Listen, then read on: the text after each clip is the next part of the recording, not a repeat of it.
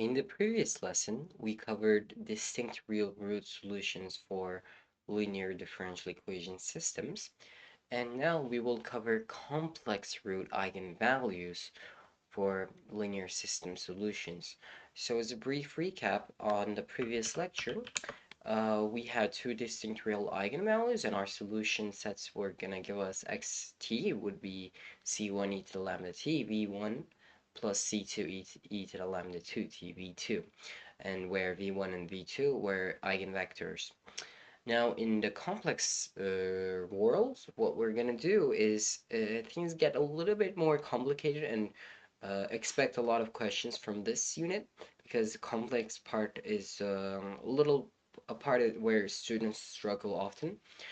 And what we have is we have a lambda 1 or 2 would be a plus or minus bi.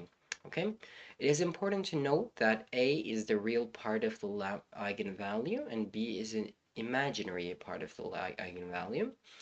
And we have two solutions, for one for x1 and one for x2, and our final solution will be x1, x2 in a matrix, or in other words, to better describe it, we would basically have c1 x1 plus c2 x2 equals to x of t. So basically what you want to do is either put this in a system like this, or since we also already have vectors, just build the c1's x2. I think it's more convenient if you use the c1 x1 c2 x2 method to build the final solution.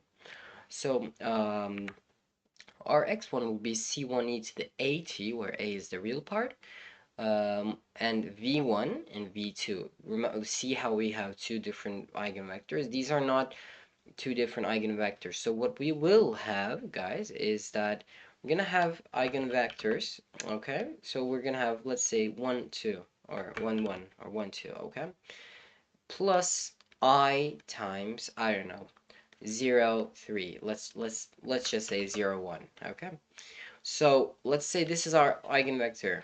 Okay, our eigenvector is something, it's gonna be something like this. Okay, we're gonna have a complex part of a eigenvector. So we're going to call the real part v1 and the non-real part v2. Okay, it's because we have an imaginary number. So we're going to solve an example on this so you're going to better comprehend what's going on. But it is important to note that these are part of one eigenvalue, and you don't need to deal with both two eigenvalues or two eigenvectors. All you need to do is move from one solution, v1 and v2, get these two, and just one eigenvalue is enough. You might ask why? Why is that? So this a minus plus b from Euler's identity, it will not make any changes on these parts. Also, like imagine you have a negative b here. Okay, this cosine would be positive because cosine is an even function.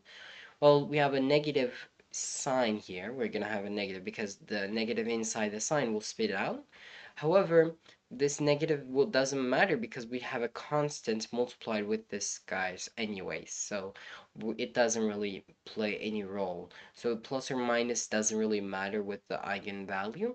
The eigenvector also doesn't really matter because like, it is a little bit of a long proof, but it still doesn't matter. If you use eigenvalue vector 2 or 1, you will get the same results. So all we need to do is find x1 and x2, and this will be able to help us build our solution for the linear system. Now let's solve this initial value problem. We have x prime equals to this matrix multiplied with x. And our initial condition is given. This means that we are expected to solve for C1 and C2. So we're looking for a particular solution of the linear system. The first thing we want to do is find the eigenvalues and eigenvectors. So we're going to go and do an A minus lambda I. Our A is going to be this matrix, so I'm calling that A, just so you know. -5, 1, -3 minus lambda. Okay, we covered this in the previous lectures. This is the identity matrix multiplied with lambda subtracted from this matrix. And we're going to go ahead and find the determinant of this matrix. So the determinant of this matrix will be 1 minus lambda, negative 3 minus lambda, minus 5, because 1 times negative 5 is negative 5, and minus 5. And we're going to set this equal to 0, and this will give us our solutions for the eigenvalues. So we're going to have negative 3 minus lambda plus 3 lambda. So we're going to have 2 lambda plus lambda squared plus 5. This is just the algebra, so I'm just going to do it a little bit faster since you guys should be comfortable with linear algebra. I mean, algebra. Hopefully linear algebra as well. And now we have this quadratic equation. Well, we have lambda squared plus 2 lambda plus 2, and we already should know this is not going to generate us a distinct real root or any kind of real root for that matter. We will have complex roots. So using b squared minus 4a formula, we're going to have 4, b squared is 4, so 4 minus 4 times 1 times 2.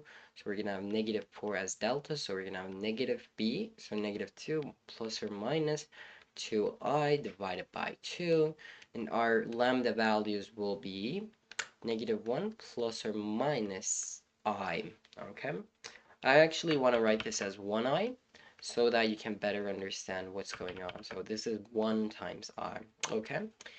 Now that we have our eigenvalue, we can go ahead and just find one eigenvector. We don't have to bother finding both of those because it's not necessary. These are lambda 1 and 2, comma 2. And let's go ahead and find our eigenvalue. So I'm just going to do it right here. 1 minus 1 will be 2.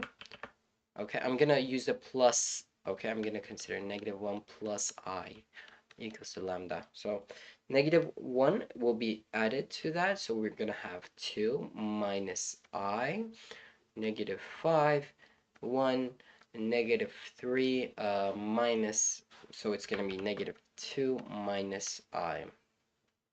Okay, very nice. So in these cases, you want to pick one solution that you're not going to have to make a division of I. Okay, you don't want to divide with I.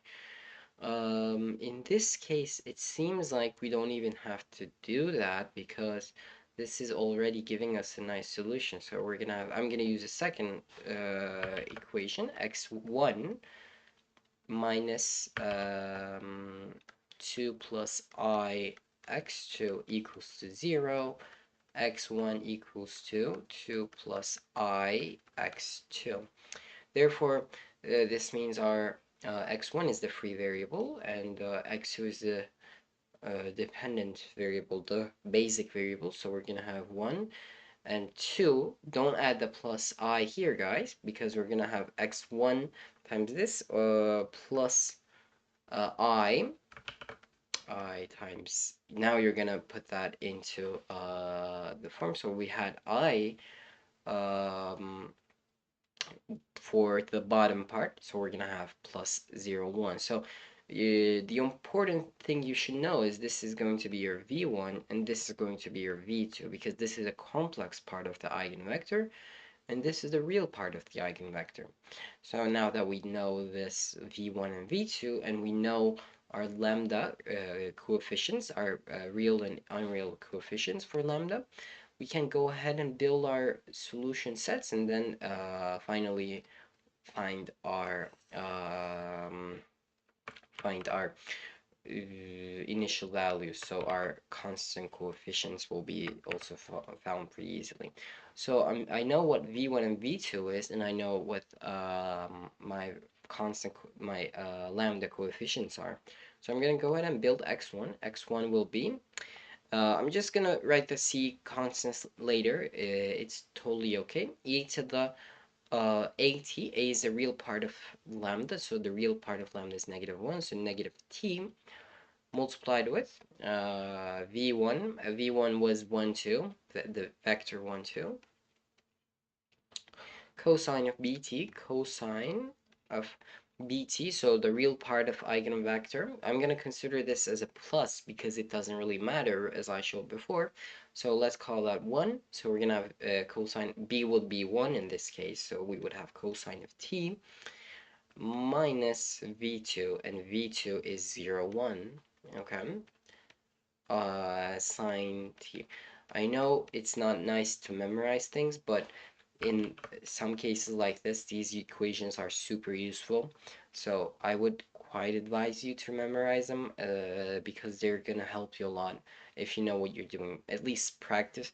It is nice to understand the logic, how we derive these things, but for solving problems or exams, it is quite important to know what these formulas are. Now, I want to just write this in the matrix form, therefore it will be easier for us to plug everything in. So we're going to have e to the minus t multiplied with cosine of t. I'm not going to, and minus 0 sine of t, but 0 times sine of t is 0, so it doesn't really matter. And on the bottom, we're going to have 2 cosine of t minus sine of t, and this is just a vector. This is a 2 by 1 matrix. Now we can go ahead and do this same process for x2. Okay, so x2 will be e to the negative t multiplied with 1, 2, the vector 1, 2.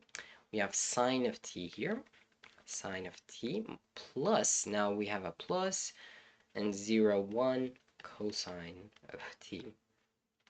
Okay, and x2 will ultimately be equal to e to the minus t sine t on the top and 2 sine t plus cosine t on the bottom on this vector.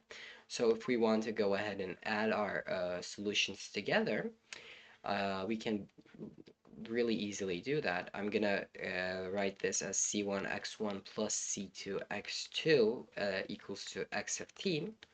Okay, so we're gonna add those into a matrix together. What we will have is c1 e to the negative t cosine t. Okay, this is from the x1. Okay, this is equal to x1, and I'm multiplying it with c1. Okay, and for this x2, we're gonna have plus c2 e to the negative t sine t. Okay, it's gonna be a little long, but it's totally okay. It doesn't really matter. Okay, so I'm gonna try to get some more space here. And for the bottom, we're gonna have x1, c1, x1. The second entry of x1 will be c1 e to the minus t multiplied with 2 cosine t minus c minus sine t, 2 cosine t minus sine t. And we're gonna add c2x2, and c2x2 will be c2 e to the negative t, and x2 will be 2 sine t plus cosine t. Okay, and now we have our x of t right over here. And now we're just gonna go ahead and plug our initial value to find the constant coefficients. So if we go a little top, and our initial value, as you can see, is x0 equals to 1, 1. So we're just going to use that right here. So x0 equals to 1, 1. Okay. So x0 will be, obviously it's 1, 1 because it's given to us. And I'm going to write this plug 0 into the solution. So e to the 0 is always going to be 1, so just know that. And sine of t is 0, so we're going to have cosine of 0, and cosine of 0 is 1. So for the top, we're only going to have c1. This ultimately implies c1 equals to 1. And now we are left to solve c2. So on the bottom, if we plug 0, we're going to have 1 for this. And for this part, we're going to have just 2. So 2c1, okay, 2c1 plus And if we plug 0, we're going to have 1, and over here we're going to have another 1, so 1 times C2, so we're going to have C2, okay? And this is going to be 1, 1, as we covered before, but we know that C1 is 1, so 2 times 1 plus C2 equals to 1. See, guys, I'm taking this equation, okay? I'm plugging C1 equals to 1 because we know that C1 equals to 1, and we know that this has to be equal to what we have on the left-hand side. On the left-hand side, we have 1. So this means 2C1 plus C2 equals to 1. And if I go ahead and plug C1 equals to 1, I'm going to have 2 plus C2 equals to 1. Therefore, C2 is negative 1. And now that we know these things, we can go and just write the solution really cleanly. So I'm just going to copy x of t here. Okay, I'm just going to copy it. Let's do it and put it right here. Okay, we have our solution in terms of C1 and C2, but we know that C1 is 1, so I'm just going to remove all of the C1s. And C1 is negative 1, so we're going to make this a minus. Okay, so remove the C1 and make this another minus. So this will be our solution for this differential equation linear system.